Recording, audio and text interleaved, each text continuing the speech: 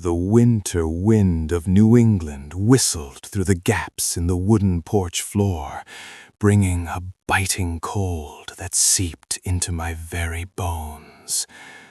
I stood frozen in the darkness, both hands tucked deep into the pockets of my worn-out coat, my breath coming out like thick white clouds in the black night. Just a layer of thick window glass away from me was a completely different world. Inside the dining room of the Ashford mansion, light from the crystal chandeliers poured down like honey, sparkling on the silver sets and the crystal wine glasses. The aroma of the honey-roasted turkey that I had spent 6 full hours watching over in the oven still lingered on my clothes. It was a sweet scent of butter, garlic, and rosemary, a scent that right now I could only inhale in longing. The sounds of boisterous laughter, the clinking of glasses, and the rhythmic clicking of cutlery on porcelain plates echoed steadily. Conrad, my father-in-law, was standing at the head of the table with a radiant face, raising a wine glass to toast the distinguished guests. I saw Sarah, my wife, sitting next to her mother, Blythe. She looked absolutely gorgeous, but her eyes did not glance even once toward the porch, where her husband stood shivering in the cold. The porch door creaked open, and a stream of warmth from inside poured out for just a second before being swallowed by the darkness. Conrad stepped out, his pot-belly fastened in an expensive suit, vibrating with every arrogant step. He did not look at me, but only stared into the void behind the garden. Jack, I just double-checked the guest list. His voice was dry and did not contain a single drop of family warmth. Mr. Sterling brought his entire team of personal assistants, and we don't have enough chairs at the main table. He paused for a beat, then pointed toward the corner of the porch, where an old stool sat next to Buster's iron bowl. Buster was the family's old golden retriever, lying obediently by his bowl, his sad eyes looking at me. Just sit out here with Buster. He needs someone to keep him company, too. Besides, a technical person like you would feel uncomfortable sitting with top tycoons anyway. He placed a plastic plate containing a few pieces of dry turkey next to the dog's bowl. Eat up! Don't let yourself go hungry. We still need you to check the electrical system after dinner. The door closed with a decisive click, leaving me alone amidst the terrifying silence of the night. I looked down at my plate of food, then at Buster. The old dog wagged his tail slightly, as if he were comforting a fellow victim of the same fate. I realized that in this house, my loyalty was only valued as much as a pet. I had spent the whole week installing the smart lighting system and the most sophisticated security network for this evening. I had done everything so that Conrad could flaunt his luxury in front of Sterling. And my reward was a seat on the porch next to the dog's bowl in 10 degrees Celsius weather. A hot flush of humiliation ran down my spine, then quickly turned into a cold composure. I didn't eat that piece of meat. Tonight's humiliation was not a random event. It was the result of 3 years of me patiently acting as a ghost in the Ashford clan. It all started when I married Sarah, the daughter of a family that always prided itself on its old money bloodline. In the eyes of Conrad and Blythe, I was never a talented security engineer with patents for smart systems. They only saw me as a lucky electrician who had caught their daughter's eye. Jack is a high-end plumber. Blythe would often introduce me at tea parties, accompanied by a contemptuous smirk. They misappropriated my talent as a matter of course, as if my serving them was a privilege I had to be grateful for my entire life. Whenever the Ashford mansion had electrical problems or security network issues, Conrad would call me at any time, even when I was busy with my own business contracts. Family is family, Jack. He always used that phrase to bind me to unpaid labor. I spent hundreds of hours turning this classic villa into a modern technological marvel. A lighting system that could change according to mood, a smart heating system that self-adjusted based on body temperature, and a seamless hidden camera network. All those things I paid for out of my own pocket and installed under the guise of a family gift.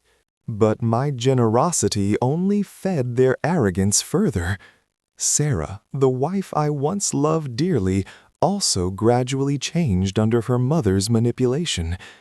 "Don't be so sensitive, Jack," Sarah would say when I complained about Conrad shouting at me in front of the servants. "Dad is just stressed because the company is in trouble. You're family, so you have to be sympathetic."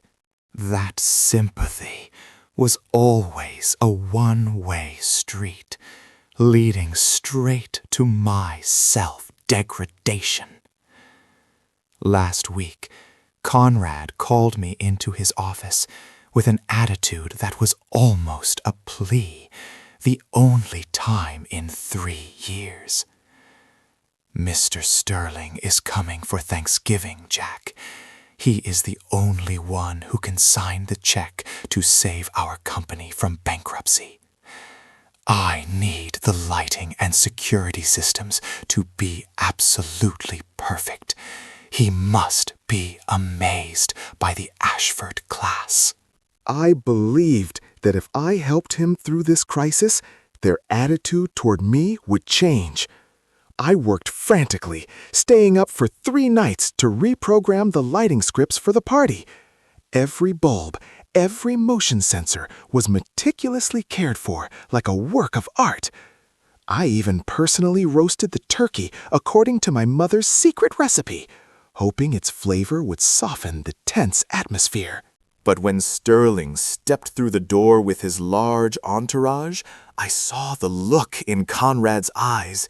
It was the look of someone who had just found a new toy and wanted to throw away the dirty old one. My presence, a technician, in this luxurious party suddenly became a stain on the perfect image he wanted to build. They pushed me out to the porch with the excuse of not enough chairs. But I knew well it was their way of hiding me away like an ugly secret. Sitting out here, hearing Conrad boasting to Sterling about the smart security system I ordered specifically from Silicon Valley. He did not mention my name once, the person who designed and owned the brain of that system. The feeling of having my work and honor stripped away was more painful than the cold of the winter wind. I looked into Buster's water bowl, seeing my own reflection, a weakling who had let others trample on him for too long. I suddenly remembered the words of others who had faced similar betrayals. The Ashford family didn't need a son-in-law. They needed a technical slave. And tonight, that slave was quitting. I opened the control app, my finger gliding over the system overload command. All the smart devices in this house were connected through a central hub that I brought from my office. Legally, that hub belonged to my company, not the Ashfords. In my pocket was the spare hub that I hadn't had time to install yet. With just one unplugging, the entire Ashford mansion would return to the Stone Age. My silence was no longer endurance. It was waiting for a perfect moment to explode. I looked into the dining room, seeing Conrad smiling flatteringly at Sterling. Keep smiling, Conrad, because this is the last Thanksgiving dinner where you get to live in the fake glamour from my sweat. I stood up, brushed the dust off my clothes, my eyes glowing with a cruel joy. It was time to show them how terrifying the darkness would be when the electrician left. The wind whistled through the leafless oak trees behind the garden like ghostly whispers. I sat on the wobbly wooden stool, trying to keep the plastic plate of food from being blown off my lap. The turkey, which was supposed to be succulent and delicious, began to freeze, turning gray and tasting a failure. Buster growled softly in his throat, his ears perking up as he heard a loud burst of laughter coming from the garden speaker system right above our heads. This multi-zone audio system was my creation, a network of ceiling speakers perfectly synchronized so music could follow the owners anywhere. But tonight, it brought me a different kind of sound. The voices of those who were tearing apart my self-respect.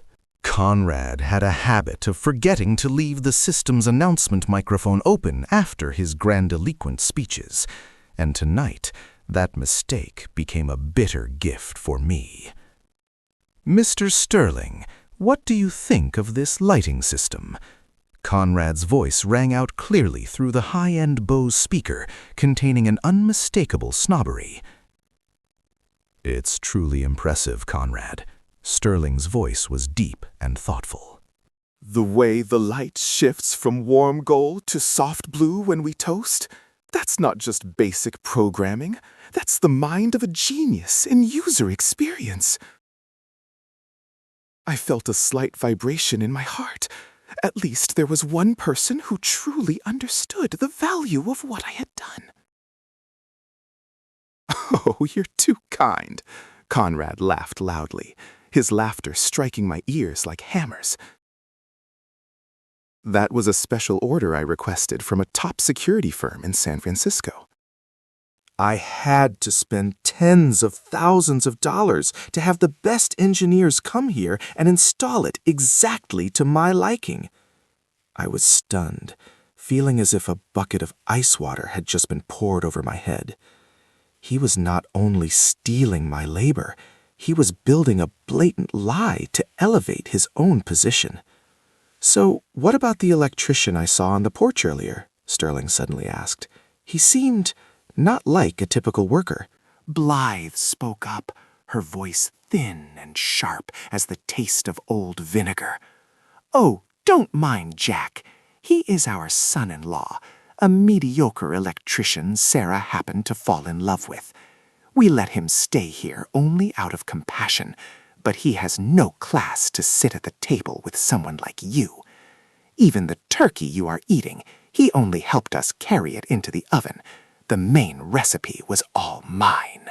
The blood in my body boiled, a thick and dark anger beginning to swirl in my chest.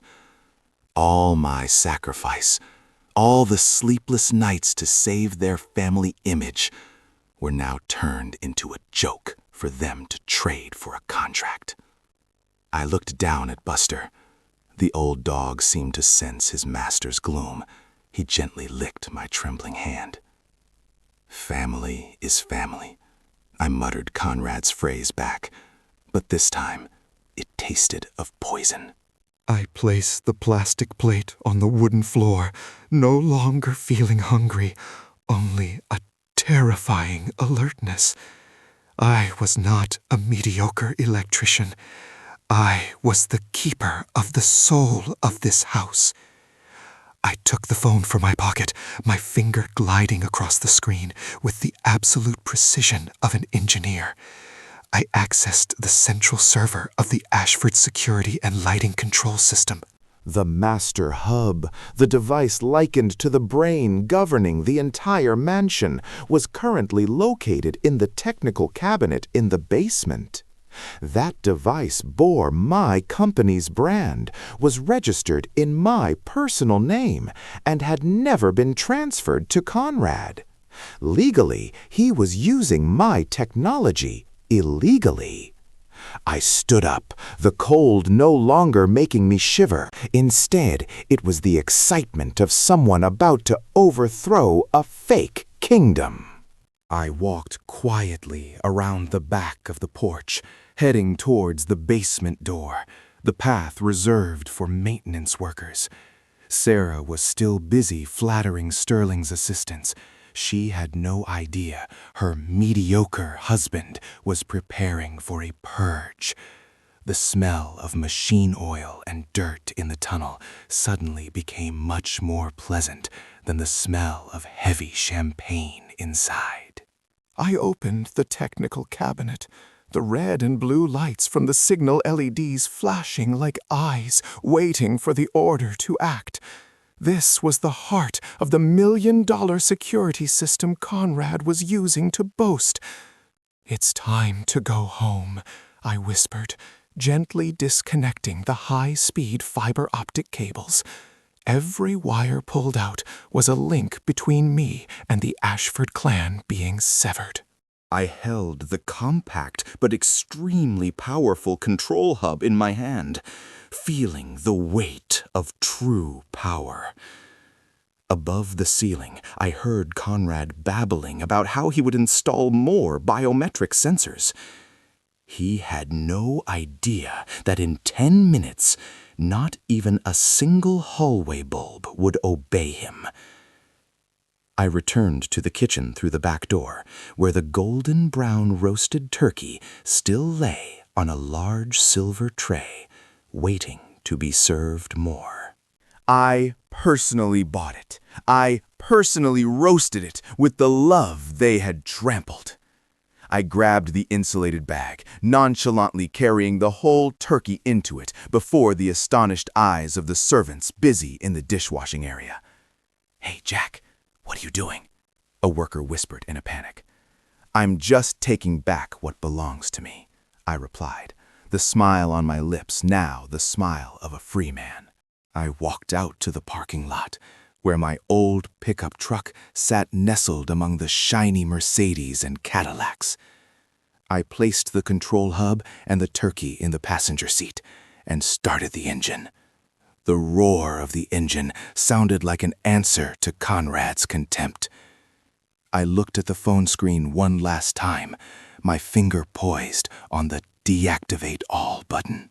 With just one touch, the entire perfect lighting script, the smart heating system, and the camera network would become mindless scrap metal. Conrad Ashford would understand that class does not come from a contract. It comes from the person he just pushed out onto the porch with a dog. I pressed the button. The entire Ashford mansion suddenly turned pitch black in my rear-view mirror, a thick block of blackness swallowing the fake luxury. I hit the gas, leaving behind the screams beginning to ring out and the darkness enveloping those who did not know how to appreciate loyalty. My true Thanksgiving vacation was just beginning.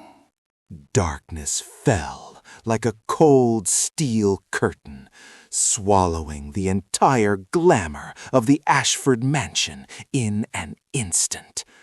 There was no backup light flickering, no alarm bell ringing.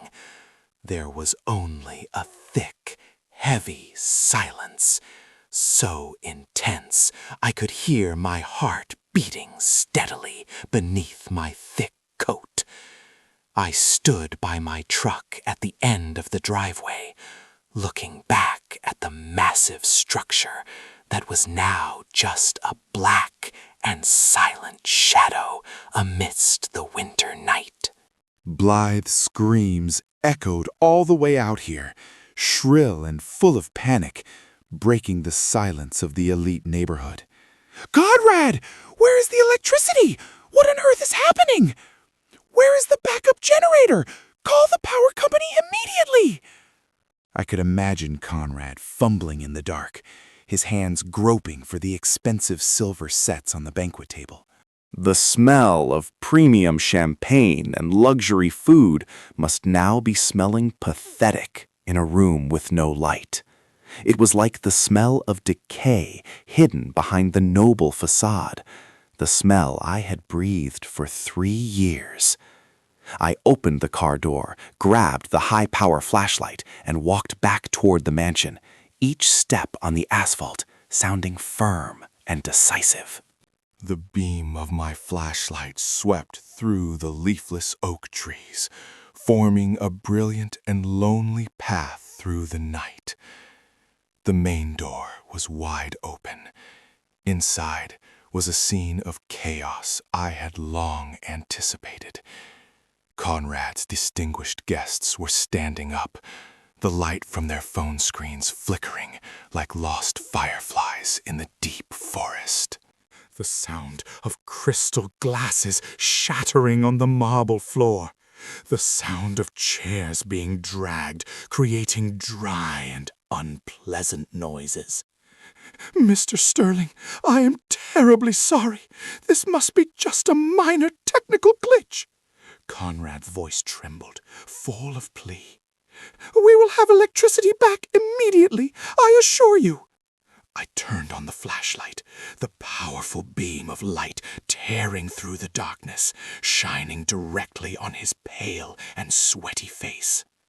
What have you done to this system? Fix the electricity immediately. How much more do you plan to humiliate us in front of Mr. Sterling? I walked closer to the banquet table where Mr. Sterling stood calmly, his sharp eyes observing everything with an undisguised curiosity. I placed the insulated bag containing the still steaming turkey on the table, right among the expensive porcelain and crystal glasses. The sweet scent of honey and rosemary wafted out, overpowering the smell of fear enveloping the room. "I don't work here anymore, Mrs. Blythe," I said, each word sharp as a razor. "And this electrical system does not belong to the Ashford house for me to be responsible for fixing." "What on earth are you talking about? I paid tens of thousands of dollars for it." Conrad roared, trying to regain some hollow authority by slamming his hand on the table. I held up the compact hub control unit in my hand, the flashlight shining on its metallic casing. "You paid for the bulbs and wires, Conrad. But the brain of this system, the lighting script control algorithm, and the encrypted security network, it belongs to me. I brought it here from my own office, and I never signed any transfer documents to you." Since I am not of high enough class to sit at this banquet table, my intellect has no reason to stay and serve your lies. A deathly silence filled the room, only the sound of Conrad and Blythe panting pathetically. Mr. Sterling suddenly stepped forward. He lightly pushed aside the shattered glasses to see me more clearly. "Wait a minute," Sterling spoke up, his voice dropping into a sudden respect. "You are the one who designed this interface system?" I looked straight into his eyes. "It's actually called Sentinel Flow, sir. Ashford Secure is just the fake name Conrad wanted to give it to flaunt." Sterling nodded slightly, a smile of full interest appearing on his powerful face. "I have been searching for the author of this multi-layered encryption algorithm for the past 6 months to invite him as Chief Technology Officer for my corporation. I traveled from San Francisco all the way here just because I heard this mansion possessed the most advanced security technology today. I didn't expect that its author would be the person pushed out onto the porch to eat with a dog. You are the one who is mistaken, Conrad. The most expensive mistake of your life. You deliberately hid the only genius in this house to flatter me with cheap lies. I do not invest in companies run by those who do not know how to appreciate talent and despise their family like that. This party is over, and so is our agreement. Sterling turned back to me. He reached out his hand, a handshake full of recognition and respect. Jack, I have a car waiting outside, and I would rather eat this wonderful roasted turkey of yours than stay in this darkness. I looked at Sarah. She was standing there, her face full of regret, shock, and even despair. But I felt not a single vibration. "Let's go, Mr. Sterling," I said, my voice containing a freedom I had never felt before. I grabbed the turkey bag, not bothering to look back at the in-laws one last time. Blythe's screams began to wail, and Conrad's curses in the dark echoed behind me. But to me, they were only the sounds of a past I had outgrown. I walked out to the porch, called Buster along, the old dog wagging his tail eagerly, as if understanding we were entering a new life. The monster had been driven away by the very darkness it created. The cage was wide open, and I was finally, completely, truly free. The engine of my pickup truck hummed steadily, a rough but life-filled sound amidst the silent New England night. In the rearview mirror, the Ashford mansion was now just a black, indeterminate block nestled among the brilliant streetlights of the neighborhood. I looked at the passenger seat. Mr. Sterling was nonchalantly tearing off a piece of succulent turkey leg, its aroma still filling the cabin. You know, Jack, this is the best Thanksgiving meal I've had in years, he said, his tone completely relaxed.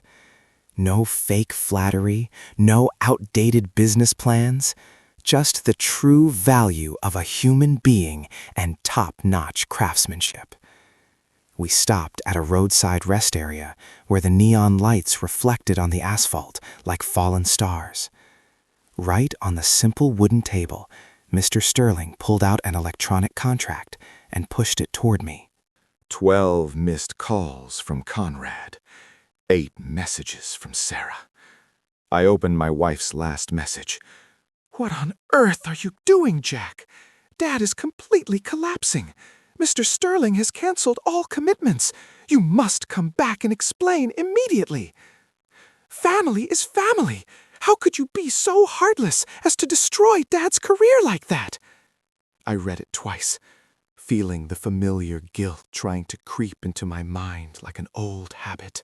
The old Jack, who always patiently sat on the porch with the dog to save face for his wife, might have turned the car around. But that Jack had died in the darkness of the Ashford mansion 15 minutes ago. I did not reply. I hit the delete message command. Then I blocked Conrad's number. I blocked Blythe's number. And finally, I blocked Sarah's number. Each press of the block button was a time I felt the invisible chains shattering beneath my feet. No more free electrical repairs at midnight. No more insults about electrician class. No more silent sacrifices treated like trash. 1 year later, I stood in my new office in San Francisco, looking out at the brilliant lights of the Golden Gate Bridge.